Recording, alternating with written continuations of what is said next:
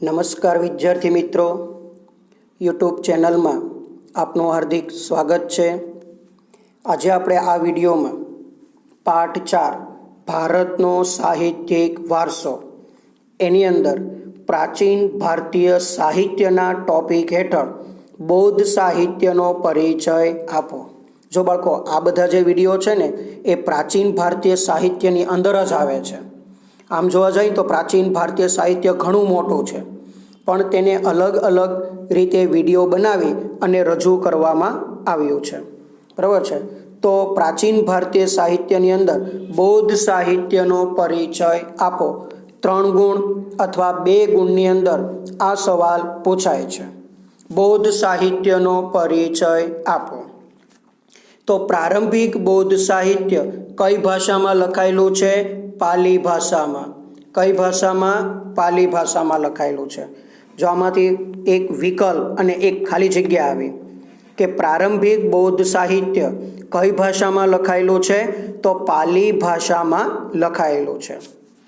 આ સાહિત્યને 3 ભાગમાં વહેંચાયેલું છે। કેટલા ભાગમાં?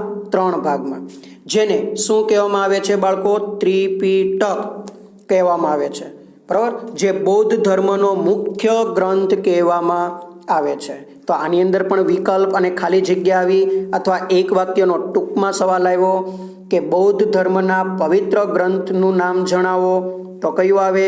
ત્રિપિટક, બરાબર છે, જે બૌદ્ધ ધર્મનો પવિત્ર ગ્રંથ કહેવામાં આવે છે। અને એને ત્રિપિટક કેમ કહેવામાં આવે છે?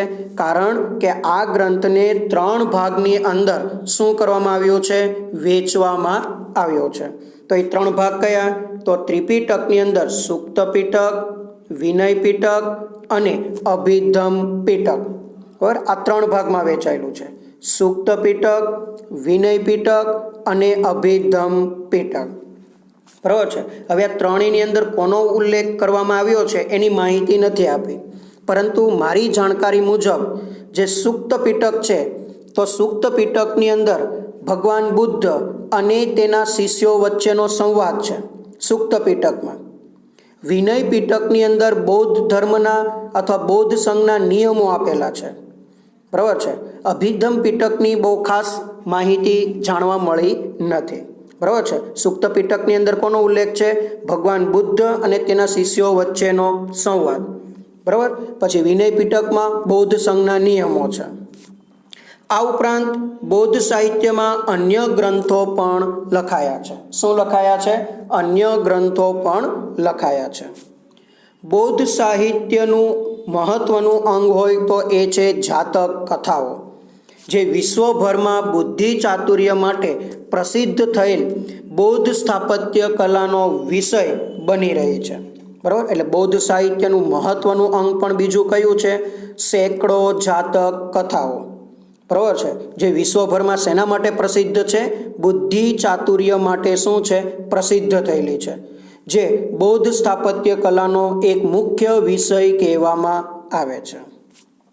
સમયાંતરે બૌદ્ધ ગ્રંથો સંસ્કૃત ભાષામાં લખવામાં આવ્યા। જો પહેલા કઈ ભાષામાં લખાયેલા હતા? પાલી ભાષામાં, પરંતુ સમય જતાં જતાં એ ગ્રંથો સંસ્કૃત ભાષામાં પણ લખવામાં આવ્યા।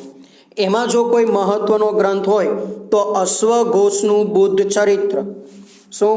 અશ્વઘોષનું બુદ્ધ ચરિત્ર એ સંસ્કૃત ભાષામાં લખાયેલું બૌદ્ધ સાહિત્ય કહેવામાં આવે છે, બરાબર છે। જો આમાંથી પણ તમને એવો સવાલ પૂછે કે કયા બૌદ્ધ ગ્રંથનું સંસ્કૃત ભાષામાં વર્ણન કરવામાં આવ્યું છે, તો અશ્વઘોષનું બુદ્ધ ચરિત્ર, બરાબર, જે સંસ્કૃત ભાષામાં એનું વર્ણન કરવામાં આવ્યું છે। આ ઉપરાંત એક ગ્રંથ છે જેનો ઉલ્લેખ આમાં નથી કર્યો, મિલિંદ પન્હો। કયો? મિલિંદ પન્હો। તો મિલિંદ પન્હોની અંદર ગ્રીક રાજા મિનેન્ડર અને બૌદ્ધ તત્વજ્ઞાની નાગસેન, શું? મિલિંદ પન્હો એની અંદર બૌદ્ધ તત્વજ્ઞાની નાગસેન, બરાબર છે, અને ગ્રીક રાજા મિનેન્ડર, બરાબર, એના સંવાદનો ઉલ્લેખ આ મિલિંદ પન્હોની અંદર કરવામાં આવ્યો છે, બરાબર। એનો ઉલ્લેખ આની અંદર નથી, પરંતુ હું તમારી જાણકારી ખાતર આ ગ્રંથને તમારી સમક્ષ બતાવું છું, એટલે કે રજૂ કરું છું, જેનું નામ છે મિલિંદ પન્હો। જેમાં બૌદ્ધ તત્વજ્ઞાની નાથસેન અને ગ્રીક રાજા મિનેન્ડર, બરાબર છે, આ બેનો એની અંદર સંવાદનો ઉલ્લેખ કરવામાં આવ્યો છે. બરાબર છે. તો બાળકો આ કયું સાહિત્ય હતું? બૌદ્ધ સાહિત્ય. આ કેટલા ગુણની અંદર પૂછાય?